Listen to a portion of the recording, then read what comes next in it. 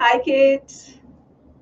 आज मेरा गला बहुत खराब है, फाइनली मुझे भी इन्फेक्शन हो ही गया है, तो इसलिए मैं थोड़ा सा धीरे बोलूंगी बच्चों। आज मेरी तबीयत बहुत खराब थी, but I just wanted to finish the chapter today. हाँ। मुझे लगा गलत स्केड्यूल हुआ है। नहीं नहीं नहीं, आज केमिस्ट्री की क्लास होगी आज, इसलिए मैंने बायो की जल्दी रखवाई थी। बट मुझे लग रहा मुझे बायो की क्लास 12 बजे आनी चाहिए थी, क्योंकि मेरी हालत बहुत खराब थी, मेरे से उठा नहीं जा रहा था। आज मैंने पूजा भी नहीं की अपनी। हाँ, आज पूजा भी नहीं हुई मेरे से। Hi everybody. प्रैक्टिस सेशन का आई विल कंफर्म, मैंने लगवाया तो था, but my throat is not supporting today, तो शायद हो सकता है कि आज कैंसिल करा के I will take it on Saturday, या I can take it on Sunday morning, क्योंकि उस दिन आपका टेस्ट तो 2 बजे होता है ना। मुझे पूरे वीक ही क्लासेस लेने हैं, as you know, without break, क्योंकि मैंने थोड़ी छुट्टी ली थी, तो I know I have to compensate as many classes as I can. Yes ma'am, इस बार नहीं है टेस्ट। बहुत ही बढ़िया, ये हुई ना न्यूज, चुम्मेश्वरी news. You have given me guys चुम्मेश्वरी news. So what we can do, आज की प्रैक्टिस कैंसिल करा के we can do it on Sunday, तब तक शायद मेरा गला भी ठीक हो जाएगा, है ना। मैम एनबीटीएस है तो भी 2 से 5 होगा ना एनबीटीएस, तो मैं सुबह क्लास रख लूंगी 11 बजे, 11 से 12, फिर 12 से 2 बजे तुम्हारा टेस्ट होता है, ठीक है। I will take 1 hour, only 1 hour practice class. 1 घंटे की बस मुझे प्रैक्टिस क्लास संडे को दे देना। 11 से 12 रख लेते हैं, या 12:15 तक रख लेते हैं, ठीक है। So thank you for this चुम्मेश्वरी news guys. Test syllabus, test है ही नहीं तो टेस्ट का सिलेबस कहाँ से दूं।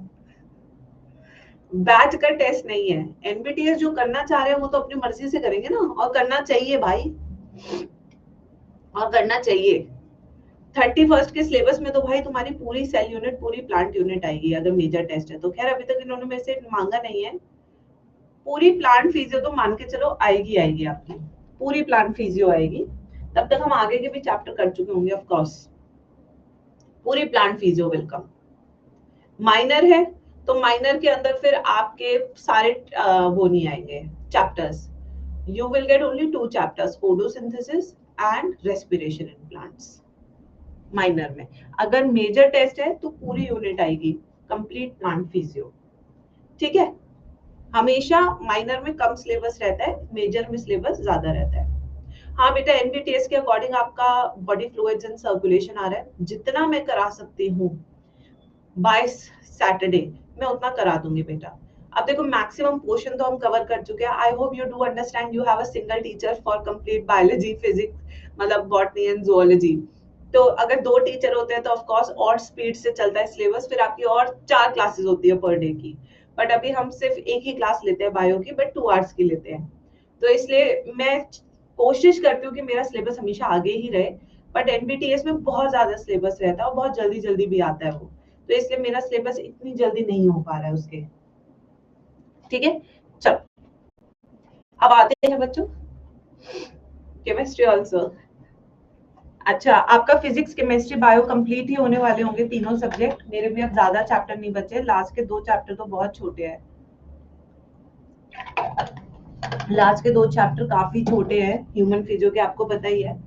न्यूरल तो ऑलमोस्ट कट ही चुका है, केमिकल इज ऑल्सो वेरी छोटा चैप्टर। यस, आज केमिस्ट्री की क्लास नहीं होगी। मुझे कल सर ने ये बोला था कि he will not take today class, he will take class from tomorrow. ऐसा मेरे को एनडी सर ने कन्वे किया था, बट अगर हो सकता है कि शायद शाम में क्लास लग जाए तो वो मुझे नहीं पता। बट इतना मुझे कन्वे किया था सर ने कि आप 10 बजे से क्लास ले सकते हो। अब कल से मेरी क्लास 10:50 से होगी, ठीक है। चलो आइए तो स्टार्ट करें बच्चों आज की क्लास। रजिस्टर इतनी तेज चक्कर आ रहे हैं ना, मेरे सर घूम रहा है आज सुबह से। हाँ, नहीं आज मैं दूसरी क्लास मोस्ट प्रोबेबली कैंसिल कराऊंगी Seema. I will take my practice session on Sunday 11 o'clock, ठीक है। Please be informed everyone. 11:50, sorry 10:50 बोला गया, सॉरी बेटा, my mind, now you can actually see how my mind is working today. I'm so much out. तबीयत खराब होती है ना, मेरे साथ ऐसे ही होता है, मेरे सेंसेस बंद हो जाते हैं। नहीं आज बस चैप्टर फिनिश करा के मैं रेस्ट ही करने जाऊंगी। चलिए आइए, कौन बच्चों, बहुत छोटा सा पार्ट बचा है, तो चले बच्चों। तो अब हम शुरू करते हैं। सबसे पहले इसका न्यूरल पार्ट का कंट्रोल एंड कोऑर्डिनेशन। ठीक है। तो सबसे पहले देखो, नहीं नहीं बच्चे प्लीज एवरीबॉडी बी फोकस। अब मैं आई हूं तो ये चैप्टर फिनिश करके जाऊंगी, प्लीज मेरा साथ दीजिए, ठीक है। प्लीज इसमें मुझे आपका सपोर्ट चाहिए। अब मैं आई हूं तो चैप्टर फिनिश करने ही आई हूं। I really value my deadlines.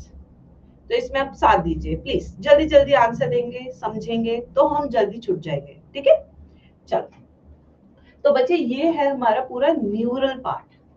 मैंने कल आपको बताए थे कि जब भी हम रेगुलेशन ऑफ ब्रीदिंग की बात करते हैं तो हम यहाँ पे दो तरीके से बात करते हैं, ठीक है।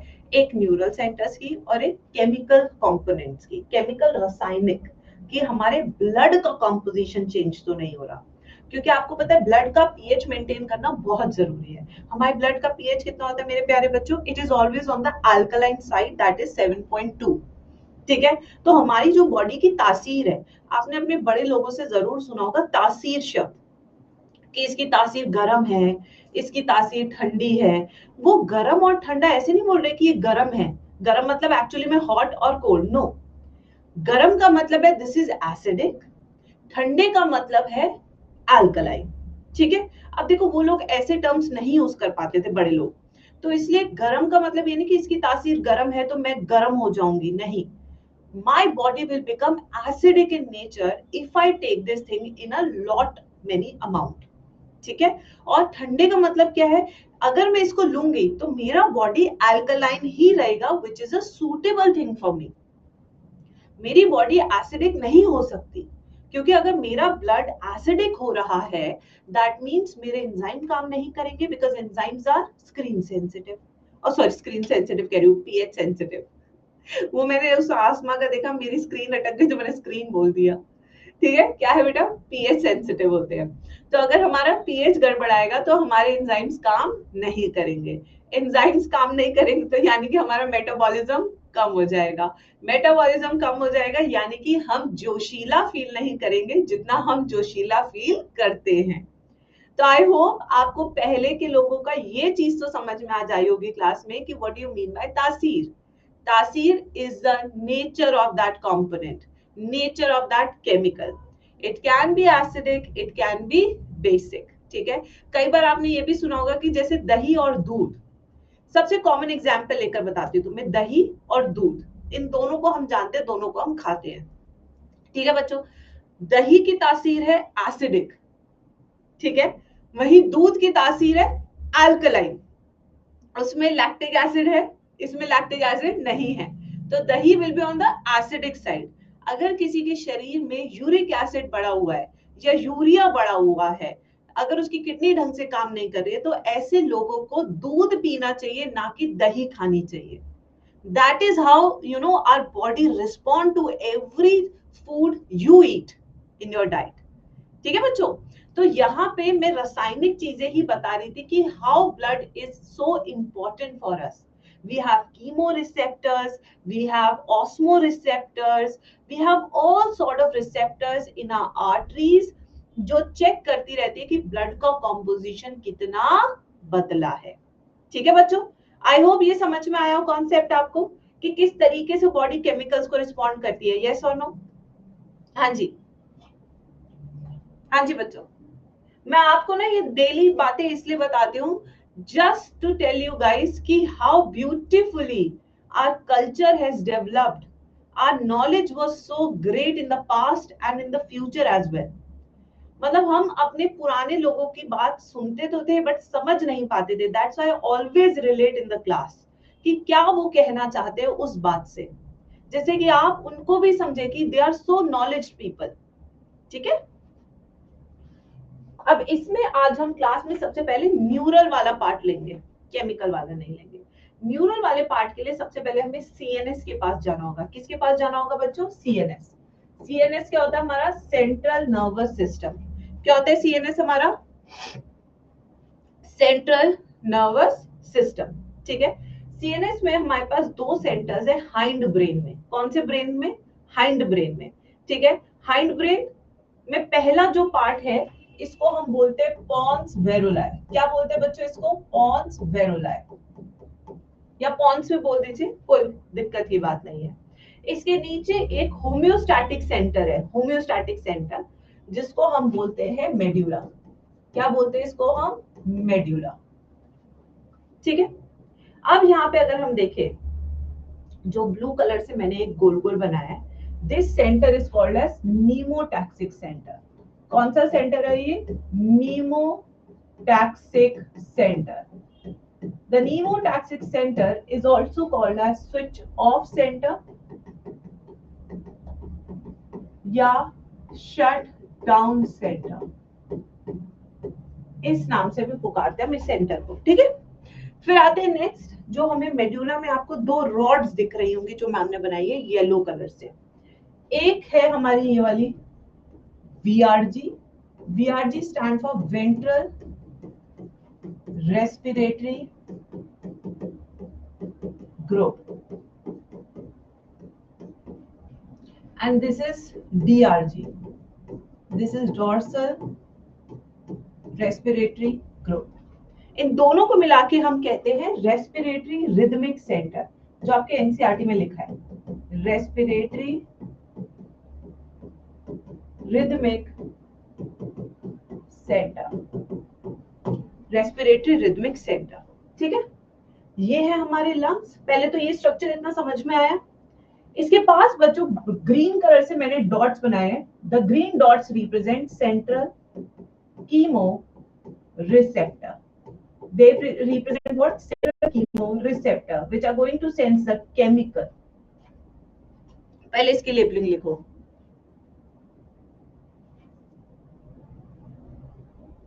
Yes.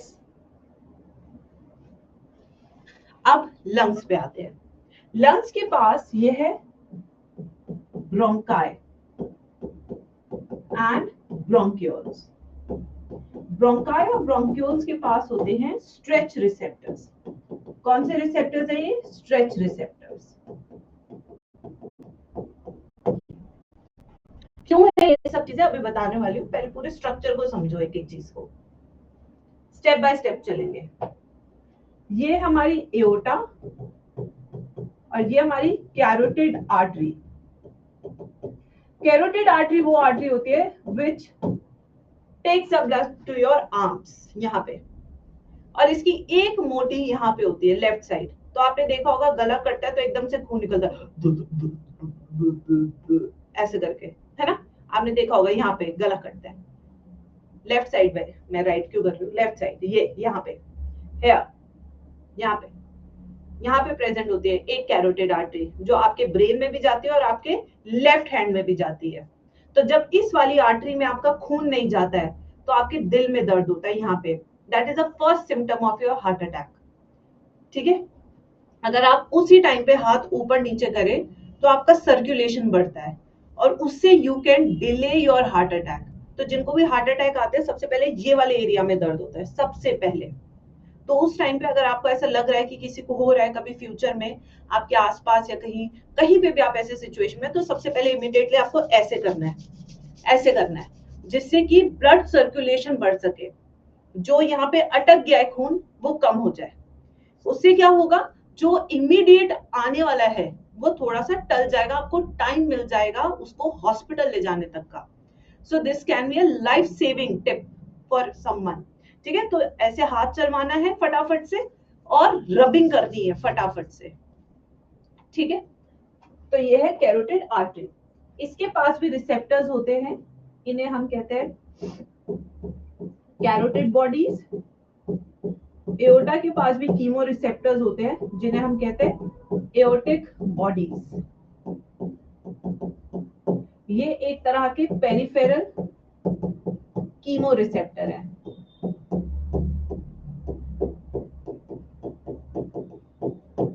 लेके बच्चों इसको,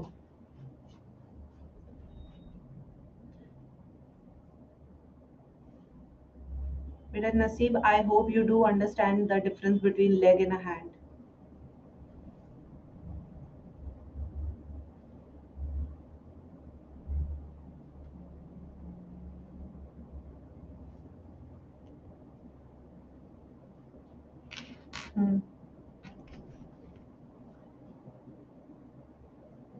एंडी सर की क्लास बेटा कल से होगी, ये मैं आपको 5 टाइम्स बता चुकी हूँ क्लास में। प्लीज बेटा मुझे म्यूट पे मत सुना करो मेरे लाल।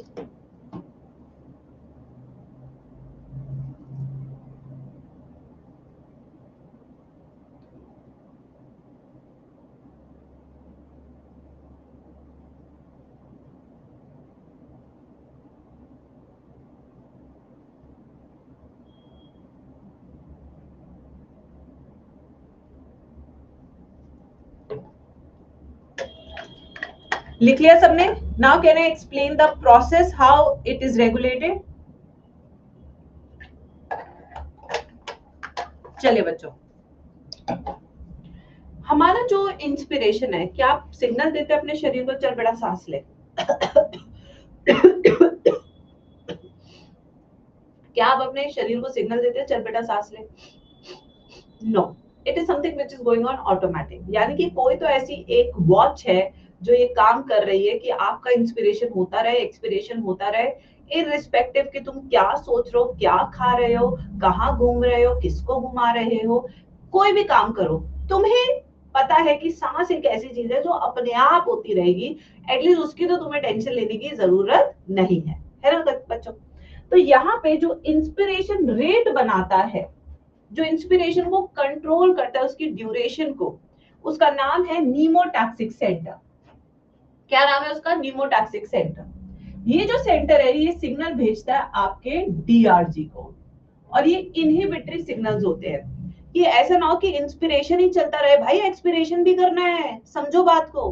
माना कि बॉडी ऑटोमेटिकली इंस्पिरेशन कर रही है और करती ही जा रही है, ऐसा थोड़ी होना चाहिए गाइस, उसको रोकना भी है जिससे कि एक्सपिरेशन भी हो सके।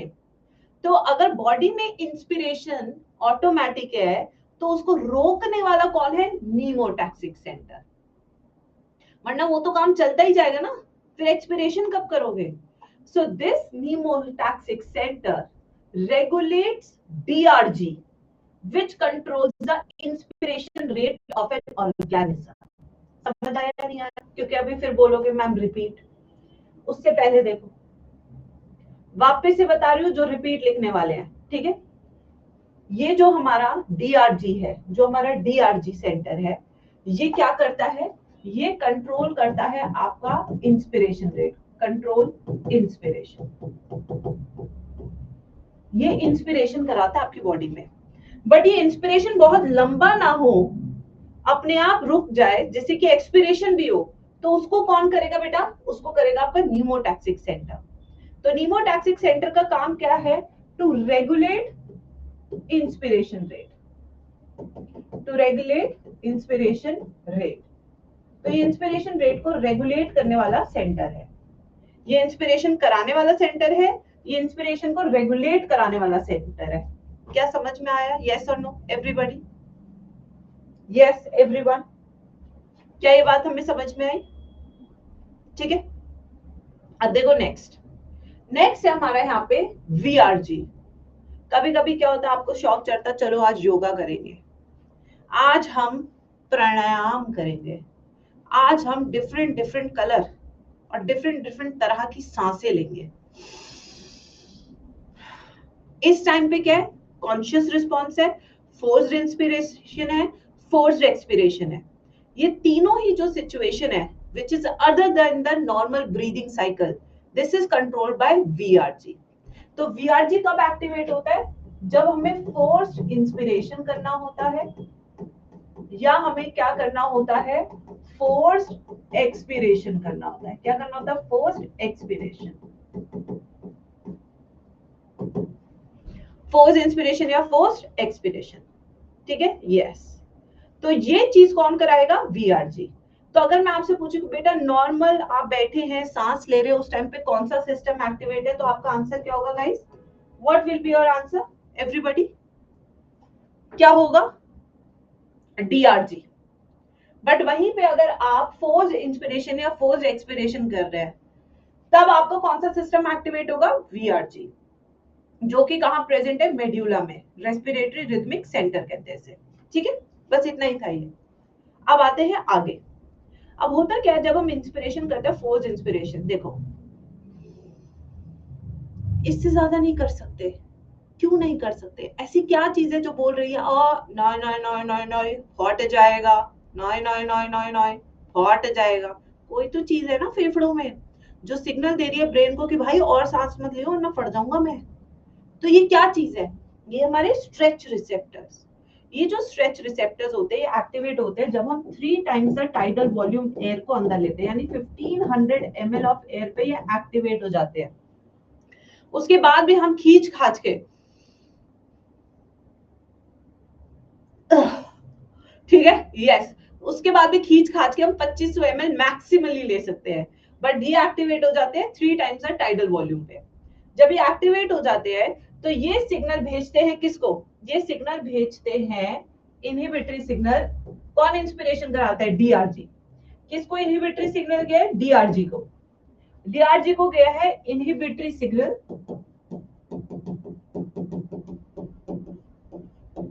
To stop inflation of lungs. कि भाई ऐसा कर, तू अब बस कर, तू बस कर, अब और मत इंस्पिरेशन करा वरना मैं फट जाऊंगा। इसलिए ये सिग्नल कहां जाता है? डीआरजी में। ठीक है बच्चों, तो inflation of lungs, this reflex is called as Hering Breuer reflex. इस रिफ्लेक्स को क्या कहते हैं? Hering Breuer reflex. क्या कहते हैं इसको? Hering Breuer reflex. ठीक है, हेरिंग ब्रूअर रिफ्लेक्स। यहां तक भी समझ में आया? अब जो बच्चे वापस रिपीट लिखने वाले हैं वो वापस सुनेंगे। जैसे हम ज्यादा सांस लेते हैं हमारे लंग्स फूलते हैं, हमारे लंग्स के ब्रोंकाई और ब्रोंक्यूल्स में होते हैं स्ट्रेच रिसेप्टर्स। ये स्ट्रेच रिसेप्टर्स एक्टिवेट होते हैं। एक्टिवेट होने के बाद ये सिग्नल भेजते हैं डीआरजी को। डीआरजी को इनहिबिटरी सिग्नल जाता है कि और इंस्पिरेशन आप मत कराइए। Your next class is in 20 minutes. अरे यार आज पंगा बैठ गया। ठीक है, हाँ, अरे मैं क्या बोल रही थी? इनहिबिटरी सिग्नल जाएगा डीआरजी को, स्टॉप, फिर उसके बाद इन्फ्लेशन और इंस्पिरेशन रुक जाएगा। This type of reflex is called as Hering Breuer reflex. समझ में आया सबको? Everybody in the chat section? Lag, internet तो बवाल काम कर रहे लोग।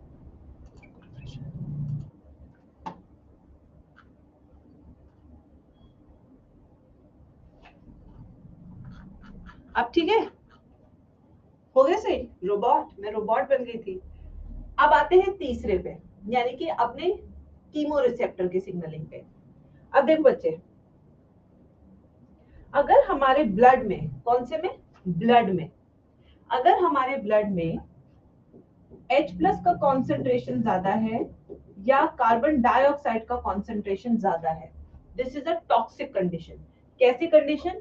Just like my ex, toxic condition. ठीक है, yes, let's get out this toxicity guys.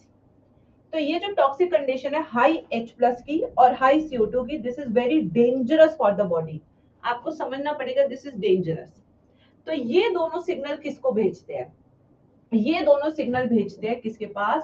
आपके नीमोटैक्सिक सेंटर के पास। ठीक है, और नीमोटैक्सिक सेंटर इनहिबिटरी सिग्नल भेजता है डीआरजी को कि इंस्पिरेशन रोक, तू पहले एक्सपिरेशन कर। अब देखो यहाँ पे आ गए कॉन्सेप्ट बिड़ू। नाउ अब हम एक प्रैक्टिकल करने वाले हैं क्लास में। Everybody please don't see anything, don't see the board, don't write anything, just do a experiment with me in the class. सब तैयार है? एक बार जोश हो जाए चैट सेक्शन में। मेरे जोश पे मत जाओ, आज अपना जोश देखो। अब सब एक्सपेरिमेंट करेंगे, जितनी देर तक सब सांस रोक सकते हैं रोकिए। स्टार्ट करें। वन, स्टॉप वॉच लगा लेते हैं। रुको, स्टॉप वॉच लगा लेते हैं। Let's do it. 1 2 3 स्टार्ट।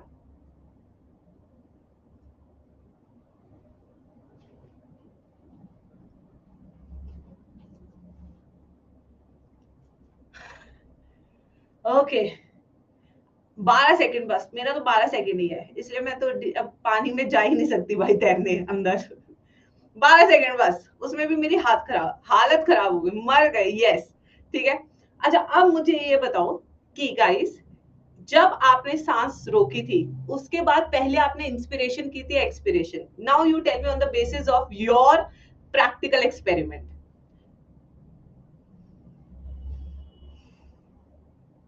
पहले इंस्पिरेशन की थी या एक्सपिरेशन? वापस कीजिए, जो बच्चे इंस्पिरेशन लिख रहे हैं प्लीज एक बार वापस कीजिए सब। कम ऑन गाइस, वापस करते हैं। जब तक सही आंसर नहीं दोगे, ऑब्जर्व नहीं करोगे, तब तक पिटाई खाओगे। 1 2 3 स्टार्ट।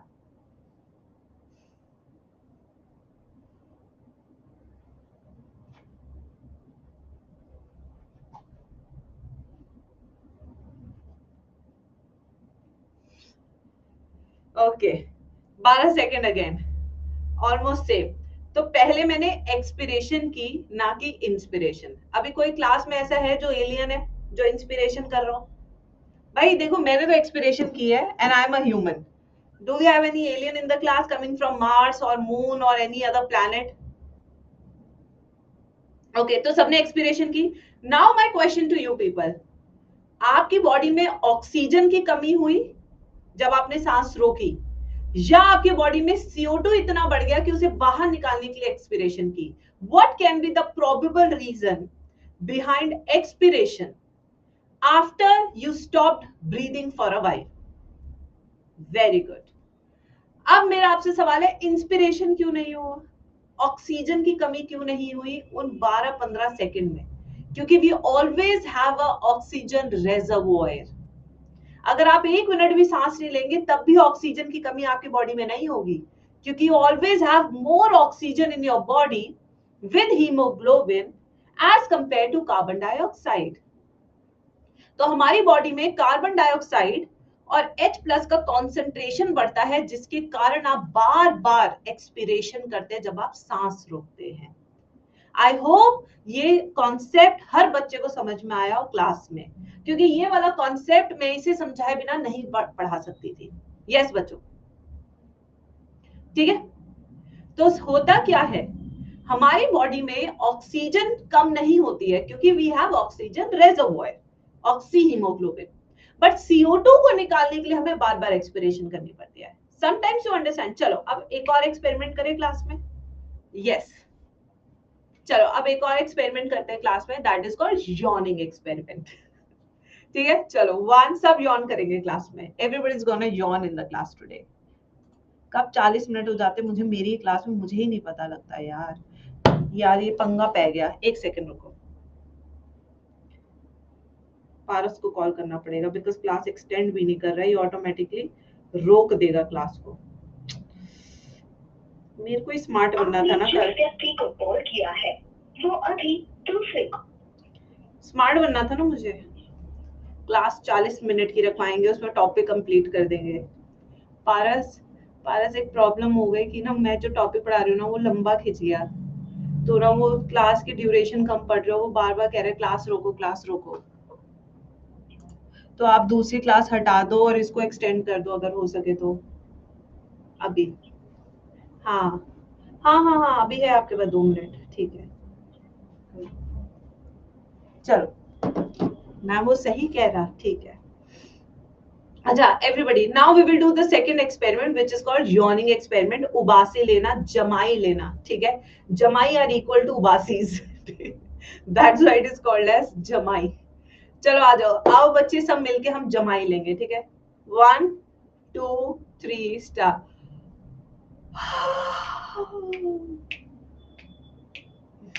सो जमाई में हमने मतलब एयर इन ली या हमने एयर को आउट किया? Please tell me in the chat section. Now you can do it yourself, you don't need anybody's help, you don't need any videos, you can just do it yourself. तो इसे जमाई लेना क्यों कहते हैं, जमाई बाहर निकालना क्यों नहीं कहते? पहला तो सवाल मेरा ये है दुनिया भर से। इंस्पिरेशन हुई, ये कौन से एलियन है भाई क्लास में? Okay let's start again. तुमने जमाई इंस्पिरेशन से कैसे ली, एक बार देखती हूँ मैं भी ट्राई करके। ये तो फोर्स इंस्पिरेशन है गधो, और फोर्स एक्सपिरेशन है। टेक्निकली यॉनिंग में you don't inhale, it is like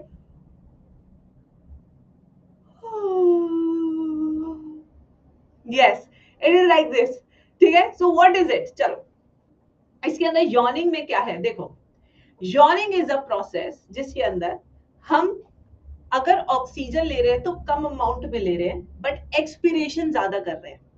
ठीक है, यस यॉर्निंग आ रही है आज सबको क्लास में, यॉर्निंग आएगी because everybody is doing yawning. ठीक है, यस सभी आज यॉर्निंग कर रहे हैं क्लास में। चलो, तो इससे क्या है बेटा, आप ज्यादा से ज्यादा CO2 अपनी बॉडी से निकालते हैं जो आलस फैला रही है आपके ब्रेन में।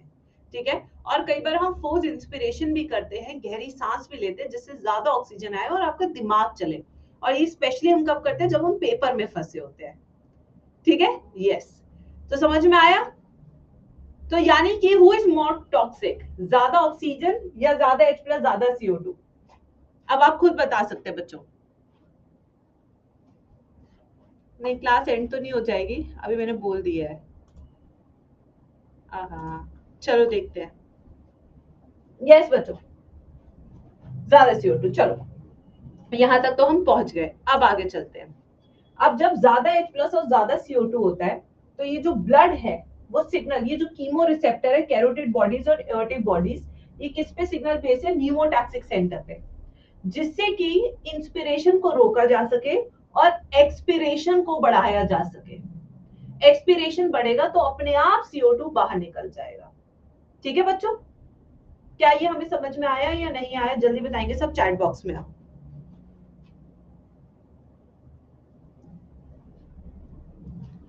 अब आया समझ में? एक्सपेरिमेंट करके भी देख लिया। अब एक आध स्टेटमेंट लिखते हैं, पॉइंट्स टू रिमेंबर। ठीक है,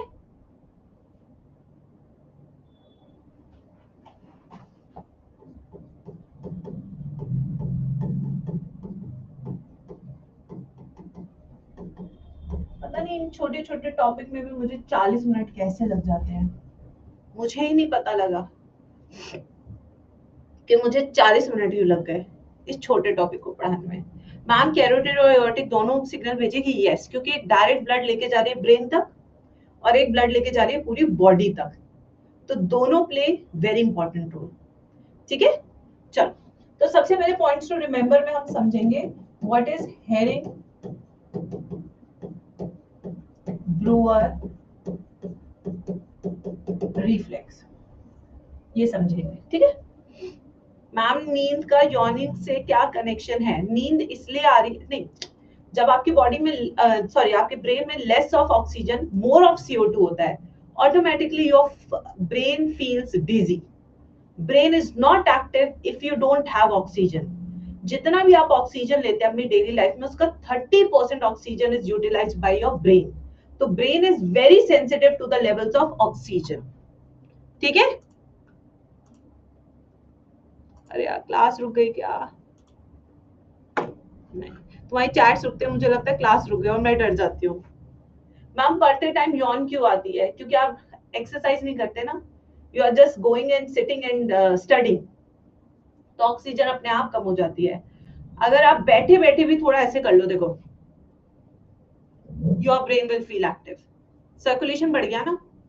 आपको मेन फोकस करना है कैसे मैं ब्लड सर्कुलेशन बढ़ा दूं, that should be your main focus. ठीक है, अब आज जैसे लिखते हैं 3 times a tidal volume around 1500 ml, stretch receptors of bronchi or bronchioles sends signal to DRG. DRG inhibits inspiration to prevent over-inflation of lungs. मैंने लिखवा भी दी है बात के लिए, रिवाइज करने के लिए। हाँ, ब्लू टॉपिक, ब्लू से मैं लिखूंगी इंपॉर्टेंट टॉपिक। यस, चलो next, chemoreceptors.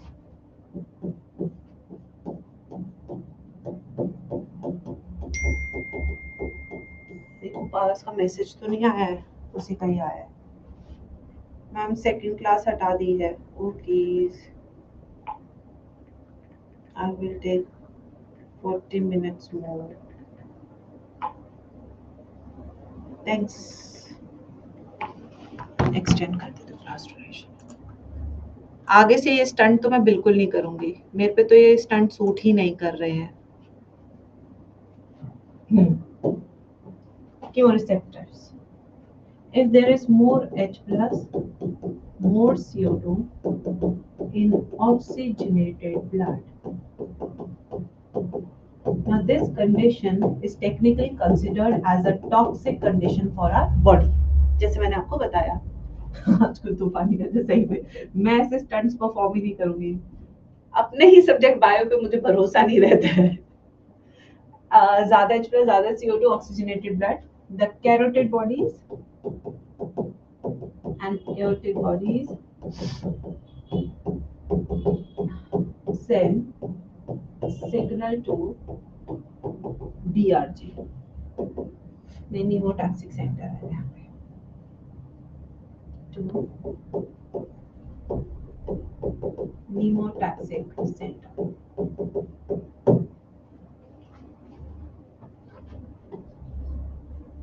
Pneumotaxic center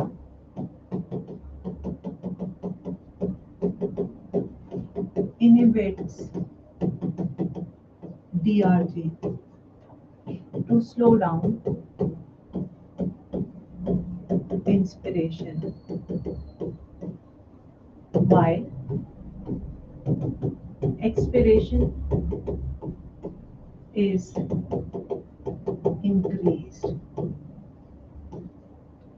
to release more CO2 out from body.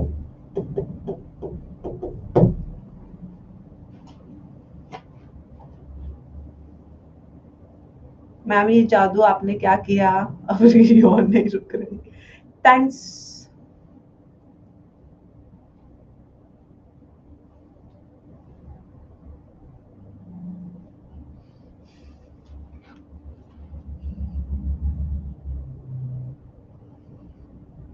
तो इस सिचुएशन में क्या होता है, ब्रीदिंग रेट इंक्रीजेस। तो इस टाइम पे आपकी सांसें क्या कैसे होंगी, तेज होंगी और गहरी होंगी। So your system will act like this,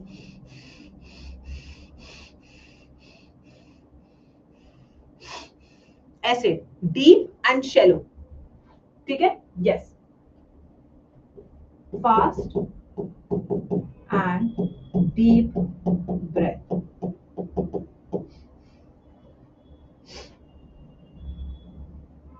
ऐसा हो जाएगा। This is called as, this condition is called as tachypnoea,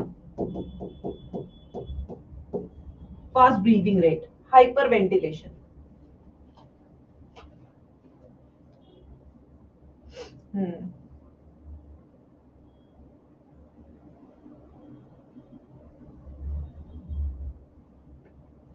ना इसमें सी हमारा नीमोटैक्सिक सेंटर का रह गया, वो लिखवा देती हूँ।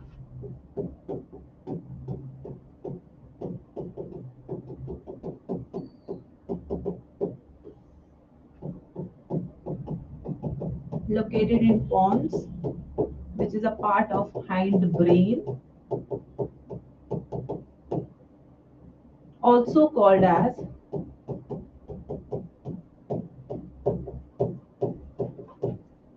pneumotaxic, oh sorry, switch off center या shut down center।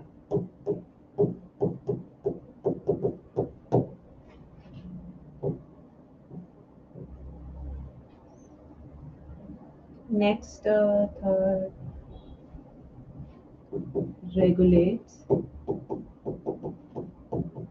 inspiratory rhythm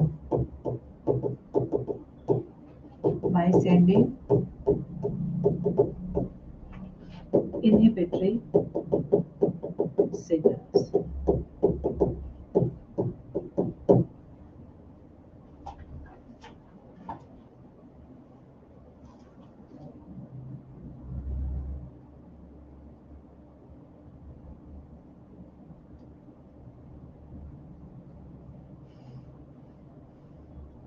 हाँ, डीप की जगह शैलो, फास्ट एंड शैलो ही होगा, मुझे भी ये लग रहा था। डीप, डीप मतलब गहरी, हाँ शैलो हो जाएगी। मैं भी यही सोची थी। अंग्रेजी बहुत ही बदमाश लैंग्वेज है। चलिए बच्चों, जल्दी से करो।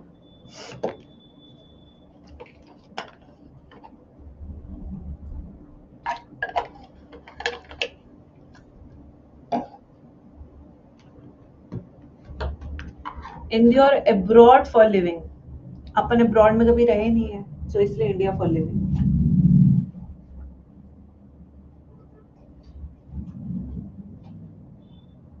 मैं आपको बताती हूँ, कल ही जो मेरी सिस्टर है, मेरी सिस्टर के अ, जो जेठ जी होते हैं, मतलब इन लॉज, ठीक है, वो यूएस में रह रहे हैं पिछले 25 साल से। ही लिव्स इन एरिजोना, ठीक है, नियर कैलिफोर्निया। तो कल वो आए हुए थे शाम में, मैं उन्हें कुछ काम के लिए शॉपिंग वॉपिंग उन्हें करनी थी करोल बाग से, तो मैं उन्हें लेके गई। तो he told me something which was not, you know, which was very strange to me. He said कि हमारे यहाँ पे एक फैमिली रहती थी, बच्चे हमारे सामने बड़े हुए, 16-18 साल में वो निकल गए अपनी अपनी जॉब करने। उनके 4 बच्चे थे, 18-18 साल की सब निकल गए। अभी now she is 70 year old, कोई बच्चा उनकी जिम्मेदारी नहीं ले रहा है। Now she has sold her property and she has moved into old age home. तो वह अपने ओल्ड एज होम में रहती है।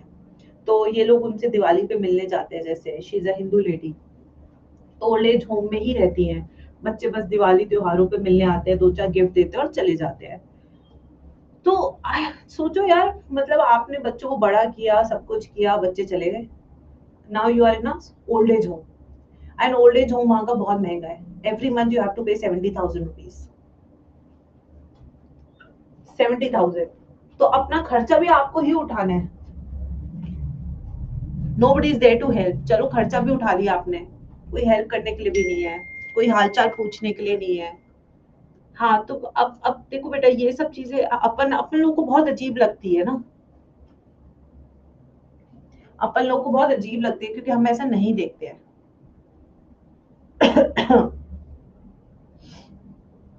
तो ये अच्छा कॉन्सेप्ट तो नहीं है।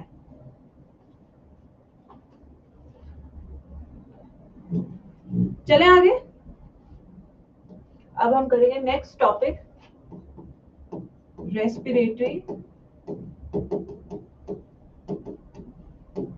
डिसऑर्डर्स।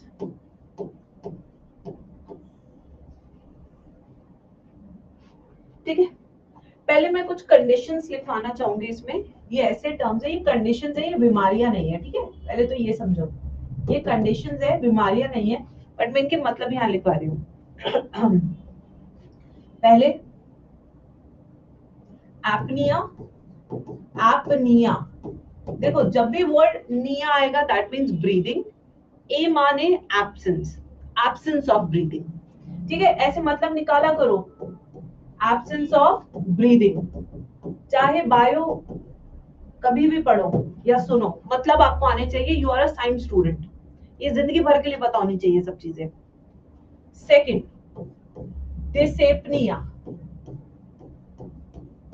एपनिया क्या हो गया आपका? ब्रीदिंग। डिस माने डिफिकल्ट, डिफिकल्ट ब्रीदिंग, जब कोल्ड होता है। जब कोल्ड है, जब सांस नहीं ली जा रही या बहुत मुश्किल से ली जा रही है, तो आप कह सकते हैं dyspnoea is one of my symptom. ठीक है, ये सब सीखो, अब बड़े हो गए हो तुम। तीसरा, ब्रेडिपनिया। ब्रैडी मीन्स लो, लो ब्रीदिंग रेट, लो ब्रीदिंग रेट। ये जनरली किसमें होता है? ओल्डीज में। ठीक है। फोर्थ, टेकिपनिया,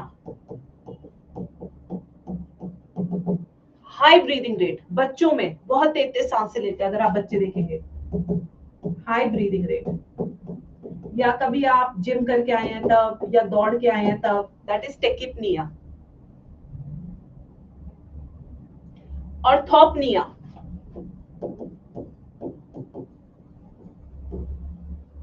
ये कंडीशन क्या है? Difficult breathing in horizontal direction, अब आप कहेंगे मैम ये क्या है, कभी आपने देखा कोल्ड में जैसी लेटते हो तभी कोल्ड ज्यादा होता है, तभी सांस नहीं आती, पूरा दिन सही है, किसी को बोल भी नहीं सकते कोल्ड है, कोल्ड को कोई बीमारी भी कंसिडर नहीं करता, अरे भाई जी तो रहा है, अरे भाई नींद तो नहीं आती ना क्योंकि सांस ही नहीं आती, that is a case orthopnoea.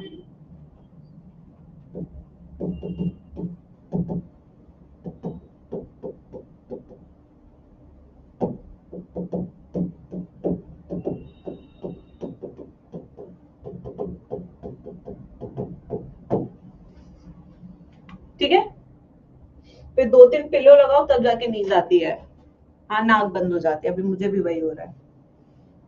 तो ये थी हमारी कंडीशंस। अब हम पहली बीमारी करेंगे, बीमारी सारी इंपॉर्टेंट है इसलिए मैं ब्लू कलर से लिख रही हूँ। पहली हमारी आजमा, दमे की बीमारी, आजमा। ये एक तरह की क्या है, एलर्जी है। क्या है बच्चों, ये एक तरह की एलर्जी, एलर्जी। एलर्जी क्या होती है, हाइपर सेंसिटिविटी, किसी किसी पार्टिकल के लिए हाइपर सेंसिटिव होता है आपका सिस्टम। ठीक है, एलर्जन जो एलर्जी कॉज करते हैं, allergy causing agents are called allergen. ठीक है, तो इसमें क्या आ गए बच्चे, जैसे आपके एलर्जन जैसे डस्ट हो गया, पॉलेंस हो गए, ये सबसे तुरंत से हो जाती है। ठीक है, पॉल्यूशन, जो लोग, मेरी एक फ्रेंड थी जब मैंने आकाश में जॉब हमारी शुरू हुई थी, उसका नाम काव्या था, और काव्या बहुत ज्यादा उसको यही आजमा था। तो जैसे वो दिल्ली में आई आकाश में वो करने के लिए, हमारी ट्रेनिंग होती थी, तो उस वो लाल हो जाती थी खांसते खांसते भाई, जिसे कहते हैं जेनुअनली लाल हो जाती थी बिल्कुल, क्योंकि पॉल्यूशन इतना था, सर्दियों के दिन में ही ट्रेनिंग चल रही थी, और सर्दियों में तो इतना भयंकर पॉल्यूशन होता है दिल्ली में, तो ऐसी लाल हो जाती थी पूरी वो खास खास के, बड़ी दिक्कत होती थी उसे। अब यहाँ पे सिम्टम्स क्या क्या रहेंगे, तो यहाँ पे सबसे पहले क्या होता है, okay, inflammation of bronchi and bronchioles, inflammation हो रहा है ब्रोंकाई और ब्रोंकियोल्स का। ठीक है बच्चों, देयर इज अ सीटी जैसी आवाज, wheezing साउंड ड्यूरिंग ब्रीदिंग, एक सीटी जैसी आवाज आती है, और सफोकेटेड फील करते हैं, सांस ही नहीं ले पाते लोग। ठीक है, और ये होता क्यों, रैपिड स्पैज्म ऑफ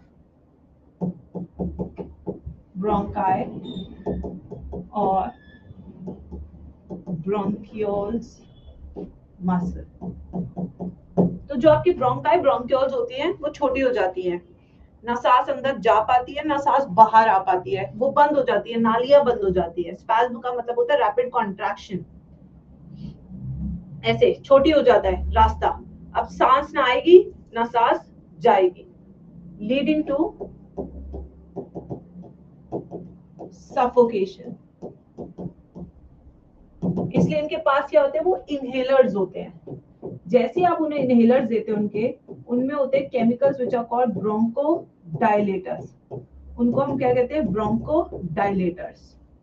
ये तुरंत से आपका रास्ता खोल देते हैं और उन्हें तुरंत से सांस आ जाती है, इसलिए ये फुसफुस उनके पास होता है।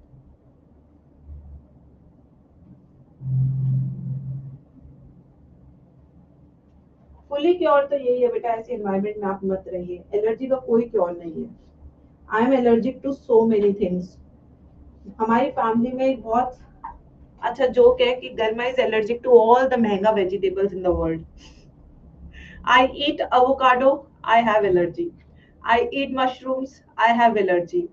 I eat bok choy, I have allergy. I eat artichoke, I have allergy. So it is very famous joke in my family. कि गरिमा is allergic to all महंगा सब्जी. She can eat only सस्ता सब्जी.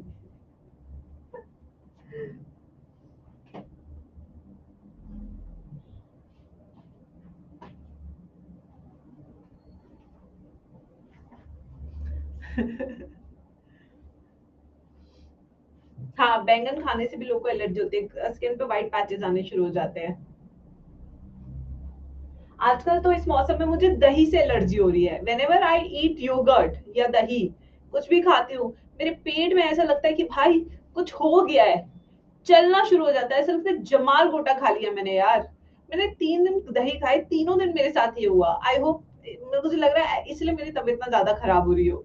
भाई पता नहीं क्या हो रहा है, dahi is one of my favourite things to eat. जैसे ही मैं खाती हूँ, वजन कम नहीं हुआ, बताओ ऐसा होता है कोई? भगवान इतनी चोट मुझे ही क्यों देता है गाइस? ये हमारा आजमा। अब आगे चलते हैं, देख लिया। अब नेक्स्ट है इसके बाद हमारा एम्फाइसीमा।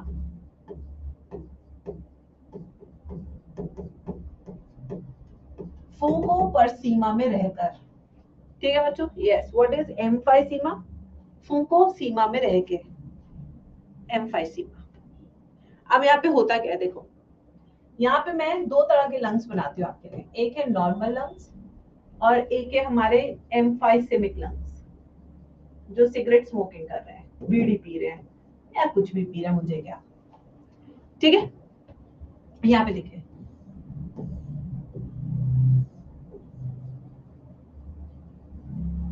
ये alveoli है।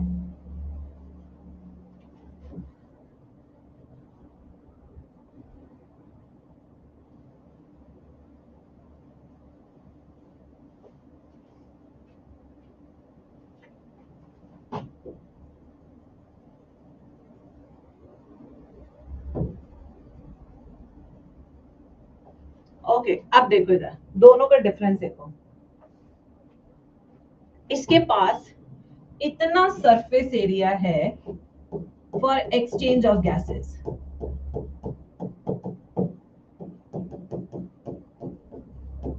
Which is a lot. जबकि फूफू करने वाले, सुट्टे फूकने वालों में इनकी एल्वुलाई डैमेज हो जाती है, ये डैमेज हो गई। So technically this area cannot be used for gaseous exchange. This cannot be used for gaseous exchange. ठीक है? So only this part is available for gaseous exchange. तो धीरे धीरे अक्सर इन लोगों के होठ काले पड़ जाते हैं, अक्सर इनकी आंखों के नीचे गड्ढे आ जाते हैं और शरीर काला पड़ने लगता है। सुट्टेबाजों की आंखों में ही लिखा होता है कि मैं डेली फूकता हूं। Yes, it's because of this, क्योंकि बॉडी में ऑक्सीजन नहीं है। इन्हें तेज गुस्सा आता है, ये बहुत ज्यादा इरिटेटेड होते हैं, इन्हें हर 5 मिनट में लत लगती है, मुझे तो लत लग गई। इन्हें हर टाइम पीने का मन करता है, ठीक है? यस बच्चों, तो ये है हमारे सुट्टेबाजों के लंग्स, ये हमारे नॉर्मल लोगों के लंग्स। लड़के पीते तो हैं जोश जोश में, इनको मजा भी बहुत आता है, फिर इनकी बीवियों का एक ही स्ट्रगल होता है, कब छोड़ोगे इसको, ये जहर है, आप मेरे प्यार में इस जहर को नहीं छोड़ सकते। बॉयफ्रेंड्स छोड़ देते हैं, पति लोग नहीं छोड़ते हैं, याद रखना इस बात को।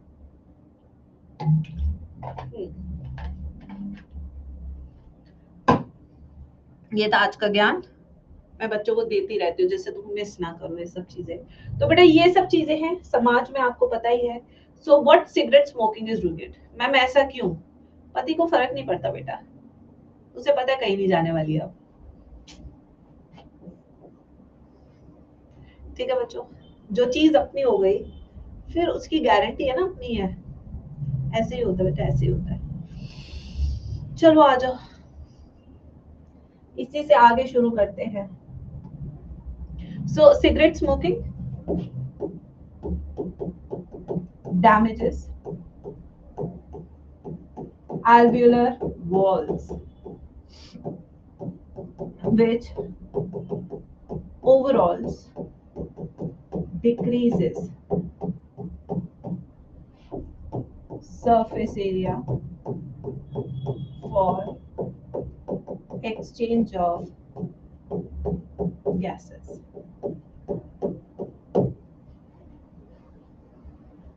मैम सिगरेट की स्मेल से कुछ अजीब सा खराब लगता है, इरिटेट होता है उसकी स्मेल से।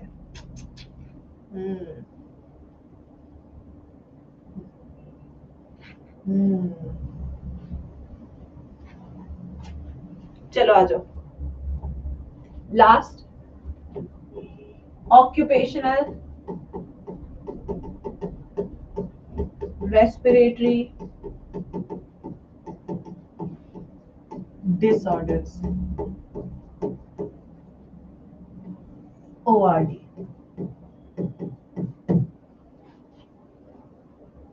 ये आपके काम काजी एरिया से बीमारी होती है। हाँ।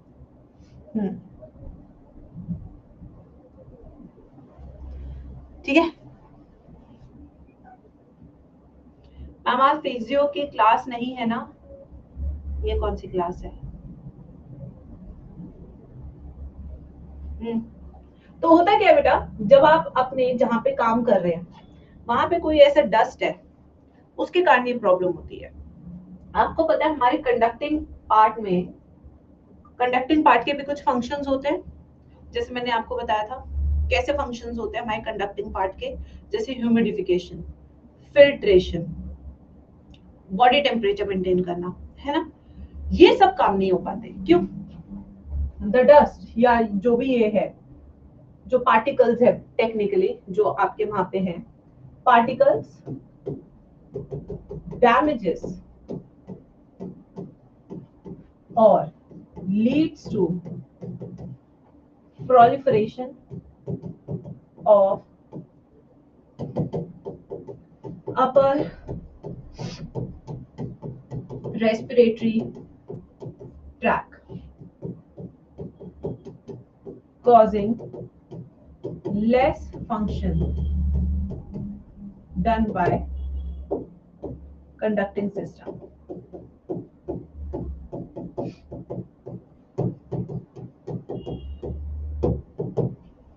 ठीक है, तो ये सारे फंक्शन नहीं होंगे। इस proliferation of upper respiratory tract को हम क्या बोलते हैं? Fibrosis. The living cells are replaced by fibres, fibrosis. Lung damage थी, अपर रेस्पिरेटरी ट्रैक, यहां तक प्रोलिफरेशन मींस वहां पे फाइबर्स का आना। Living cells are replaced by fibres. बहुत तरह के हो सकते हैं, जैसे asbestosis which is caused by asbestos dust, silicosis caused by silica dust। ठीक है, chalcosis caused by chalk dust,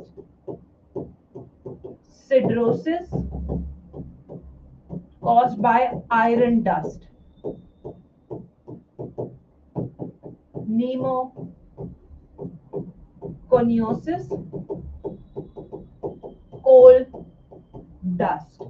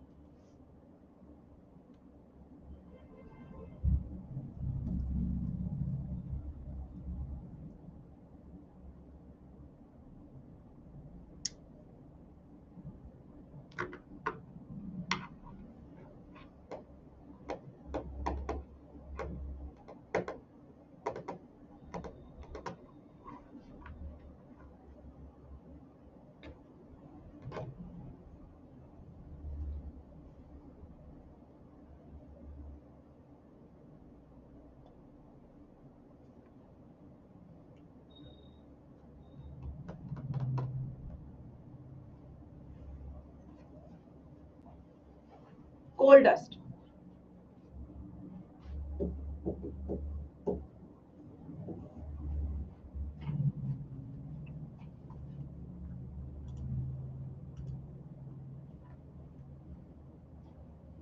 asbestos एक तरह का मार्बल फैक्ट्री में मिलेगा आपको।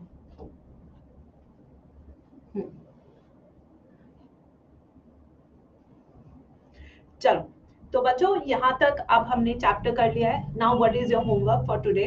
Read NCERT of this chapter nicely, solve DPP of this chapter nicely. You have DPPs given by ATA 24/7 books. You have, please take out those books. Don't depend on teachers for DPP. You have books, you have every material for it. ठीक है, कल we will start with circulation and Sunday we will do plant physio practice. ठीक है, yes. हाँ, आज बेटा तबीयत खराब है ना, तो बहुत बैक में भी दर्द हो रहा है, मेरे पैरों में भी यार बहुत दर्द हो रहा है, मे भी पूरा बॉडी एक हो रहा है। आज मैं रेस्ट करती हूँ थोड़ा सा, अभी एक दो वीडियो और बनानी है मुझे अड्डा के लिए, उसके बाद जाके रेस्ट करते हैं। ठीक है, चलो बाकी टेक केयर। सिलेबस खत्म हो गया, पार्ट खत्म हो गया हमारे ह्यूमन फिजियो का फर्स्ट चैप्टर। कल हम शुरू करेंगे बॉडी फ्लूइड्स एंड सर्कुलेशन, जिसमें हम ब्लड को बहुत डिटेल में करेंगे। कल अच्छी खासी आपकी लंबी क्लास होगी। कल की क्लास होगी आपकी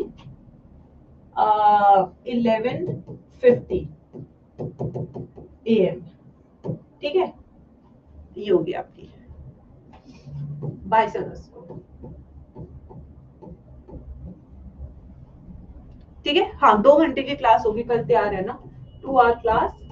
कल हम पूरा ब्लड वाला टॉपिक खत्म कर देंगे, सारा ब्लड का। ठीक है, यस, चलो बाय बाय।